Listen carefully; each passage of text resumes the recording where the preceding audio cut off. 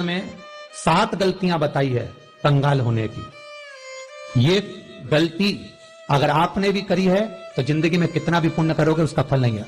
आज की कथा को लिखकर रखना, शायद तुम्हारी जिंदगी सवर जाए। लिंग पुराण में 7 गलतियां बताई है व्यक्ति को बर्बाद होने की।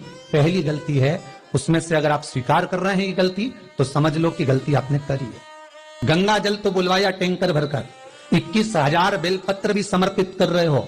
आप मंदिर के अंदर बैठ गए, दर्शन करने वाला आता रहा, किसी को अंदर प्रवेश नहीं दिया। आप गंगा जल चढ़ाते रहे, आप बेलपत्र चढ़ाते रहे, आप स्वयं पूजन करते रहे, और दूसरा व्यक्ति ना जाने किस भाव से, किस रूप में आकर भगवान की सेवा करना चाहता था। पंडित जी ने आपके चक्कर में उसको जल नहीं चढ़ाने दिया, पंडित जी ने आपके चक्कर में उसको बेलपत्र नहीं चढ़ाने दिया। पहली गलती यह हो गई कि भगवान के भक्त को भगवान से दूर कर दिया गया। अब उठा लो श्रीमद् भागवत कथा। 2 देवताओं ने गलती करी थी। एक ब्रह्मा जी ने गलती करी थी कि गाय बछड़ों का हरण कर लिया था। 1 वर्ष होने में 1 दिन था तब ब्रह्मा जी ने गाय बछड़े वापस दिए थे। दूसरी गलती इंद्र ने करी थी, जल वृष्टि करी तब भगवान कृष्ण को गोवर्धन पर्वत उठाना पड़ा। दोनों देवताओं ने गलती करी पर भगवान कृष्ण ने इंद्र को क्षमा कर दिया पर ब्रह्मा को क्षमा नहीं करा। क्यों नहीं करा? क्योंकि इंद्र को क्षमा इसलिए करा क्योंकि इंद्र ने जब जल वृष्टि करी तो सारे ब्रजवासियों को भगवान के चरणों में लाकर छोड़ दिया। सारे ब्रजवासी गोवर्धन पर्वत के नीचे आकर बैठ गए, भगवान के चरणों में आ गए। और ब्रह्मा ने जो गलती करी वो ऐसी गलती करी कि भगवान से गाय और बछड़ों को दूर कर दिया। जो भगवान से भगत को दूर कर दे उसको शंकर कभी क्षमा नहीं कर सकता। इसलिए बर्बादी का पहला कारण आप भक्त और भगवान में दूरी बना दी। आप भक्त और भगवान की दूरी बना दी।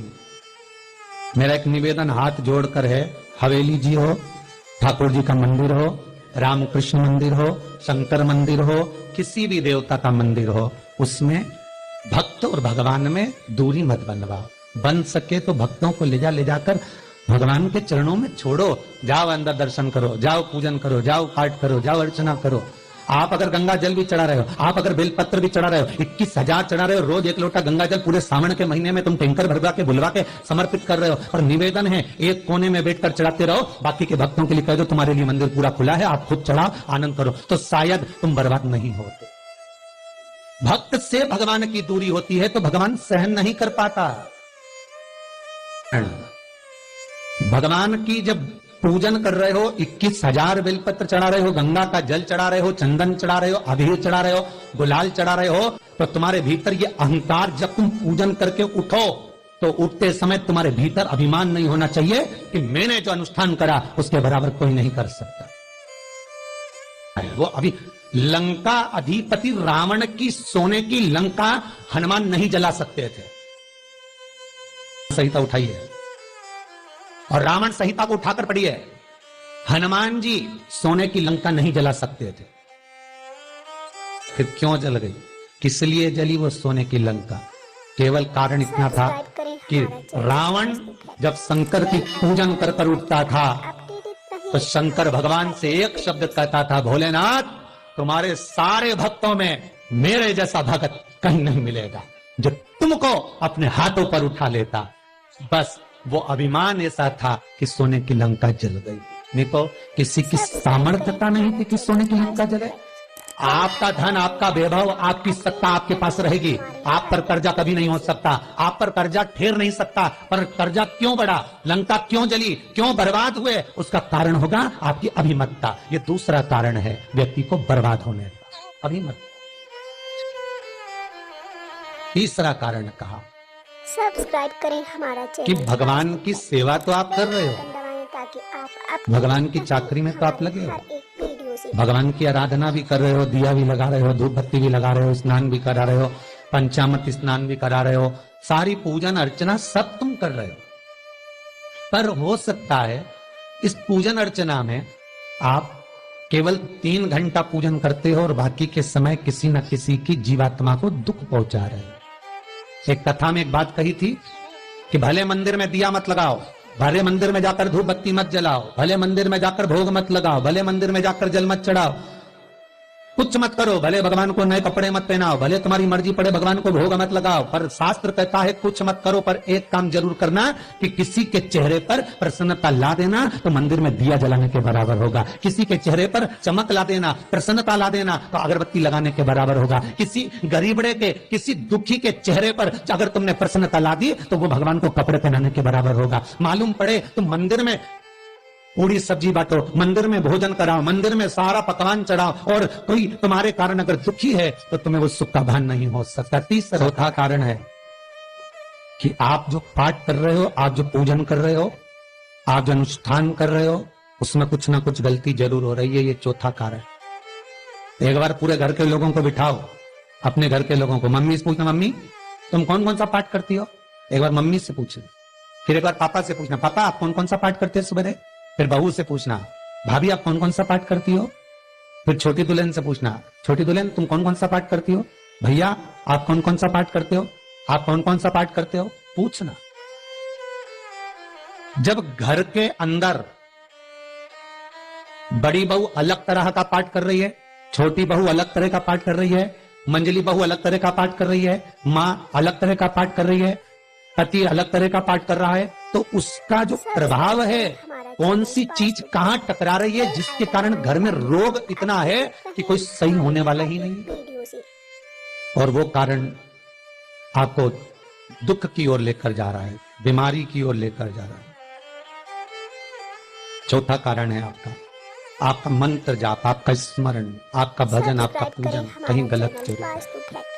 बेल आइकन दबाएं ताकि आप पांचवा सूत्र रहे महाराज, हर एक वीडियो से। हमने जो दान किया, हमने जो पुण्य किया, हमने जो सत्कर्म किया, वो किस जगह पर लगा।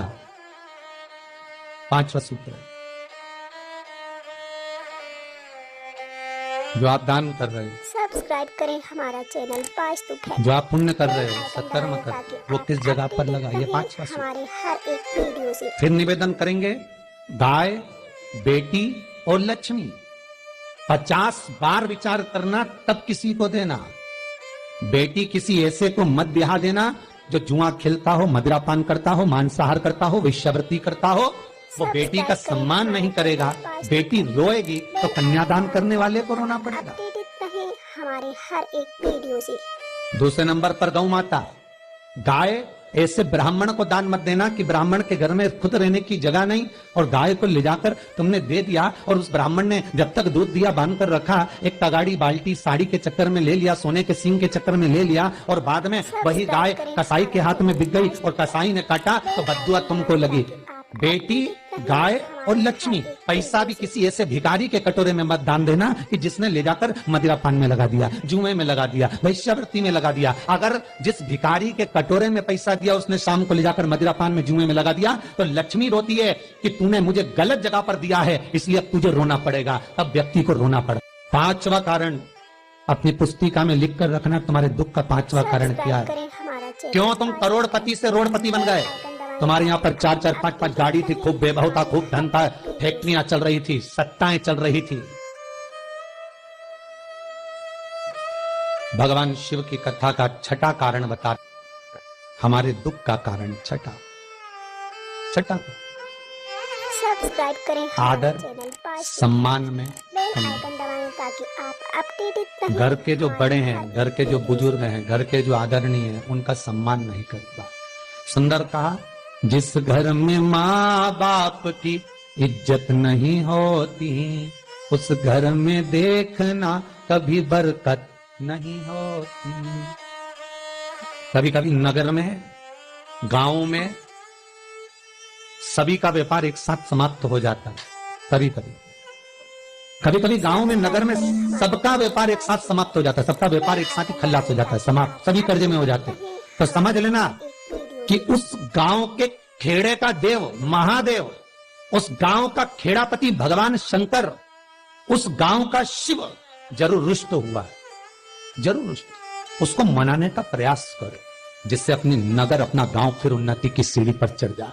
जो अच्छा काम करवा रही है अच्छी कोड़ी आई होगी, सत्कर्म करवा रही है अच्छी कोड़ी आई होगी, और मालूम पड़े एक कोड़ी ऐसी आ गई जो डॉक्टरों में भरवा रही है, सारा की सारा धन मेडिकलों में लगवा रही है, पुलिस में लगवा रही है, कहीं गलत जगह पर लगवा रही है, कहीं एक्सीडेंट में लगवा रही है। जो कौड़ी गलत जगह पर धन को लेकर जा रही है, समझ लेना कि वो कौड़ी बेकार आ गई जो सारा का सारा बर्बाद करने में लगी हुई है। उस कौड़ी को पहचानो कि वो कौड़ी कौन सी है। 7वां कारण शिव महापुराण का, लिंग पुराण का लिख कर रखना कि एक कौड़ी ढूंढना कि वो कौड़ी कौन सी घर में आ गई जो हमें बर्बाद कर कर चली गई। तो कौड़ी को ढूंढी।